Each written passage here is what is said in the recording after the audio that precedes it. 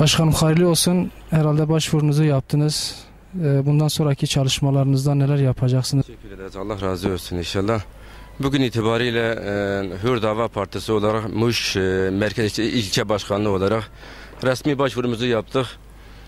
İnşallah halkımız için de bizim için de hayırlı olur.